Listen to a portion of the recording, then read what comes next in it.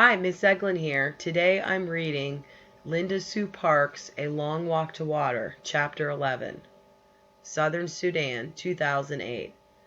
After the two men left the village, the task of clearing more of the land between the trees began. It was very hard work.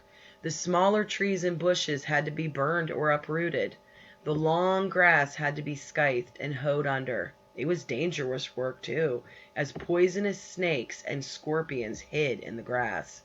Nia was still making the 2 daily trips to the pond. Each time she returned, she could see that slowly but surely the patch of cleared earth was growing larger. The earth was dry and rock hard. Nia felt puzzled and doubtful. How could there be water in such a place?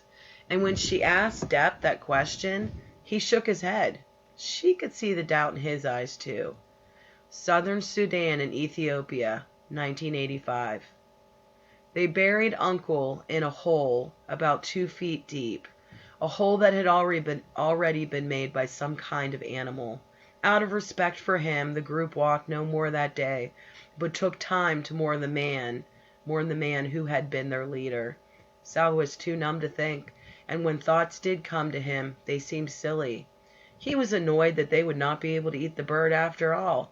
While the men had been looting the group, more birds had arrived and pecked at the roasted stork until it was nothing but bones. The time for grief was short. The walking began again soon after dark. Despite the numbness in his heart, Salva was amazed to find himself walking faster and more boldly than he had before. Mariel was gone. Uncle was gone too, murdered by those Nuar men right before Salva's eyes. Mariel and Uncle were no longer by his side, and they never would be again. But Salva knew that both of them would have wanted him to survive, to finish the trip and reach the Itang refugee camp safely. It was almost as if they had left their strength with him, to help him on his journey. He could not think of any other explanation for the way he felt, but there was no doubt. Beneath his terrible sadness, he felt stronger. Now that Salva was without Uncle's care and protection, the group's attitude toward him changed. Once again they grumbled that he was too young and small, that he might slow them down or start crying again, as he had in the desert. No one shared anything with him, neither food nor company. Uncle had always shared the animals and birds he shot with everyone in the group.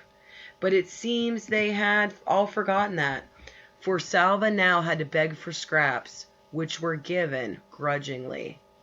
The way they were treating him made Salva feel stronger still.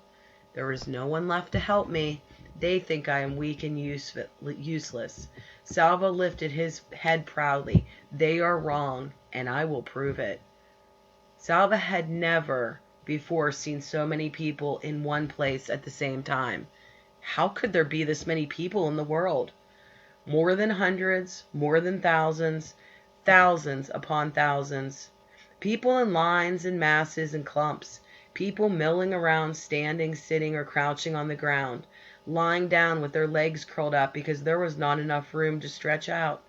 The refugee camp at Itang was filled with people of all ages, men, women, girls, small children. But most of the refugees were boys and young men who had run away from their villages when the war came. They had run because they were in double danger, from the war itself and from the armies on both sides. Young men and sometimes even boys were forced to join the fighting, which is why their families and communities, including Salva's schoolmaster, had sent the boys running in the bush at the first sight of fighting. Children who arrived at the refugee camp without their families were grouped together, so Salva was separated at once from the people he had traveled with. Even though they had not been kind to him, at least he had known them. Now among strangers once again, he felt uncertain and maybe even afraid. As he walked through the camp with several other boys, Salva glanced at every face he passed. Uncle had said that no one knew where his family was for certain. So wasn't there at least a chance they might be here in the camp? Salva looked at the masses of people stretched out as far as he could see. He felt his heart sink a little, but he clenched his hands into fists and made himself a promise. If they are here, I will found them. After so many weeks of walking, Salva found it strange to be staying in one place.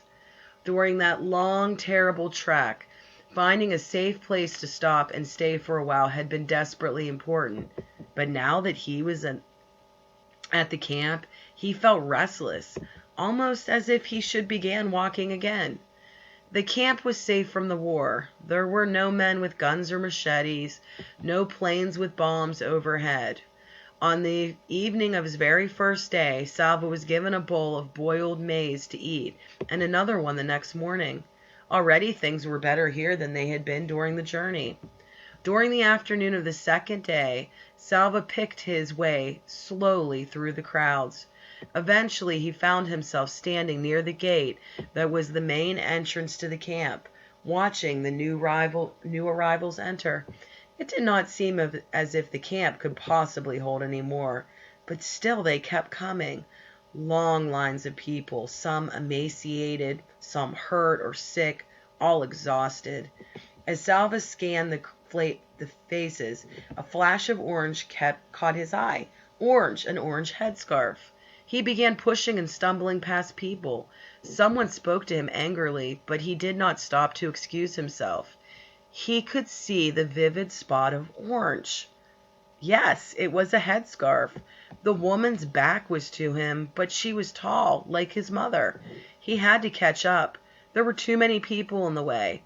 A half sob broke free from Salva's lips. He mustn't lose track of her. End of chapter 11.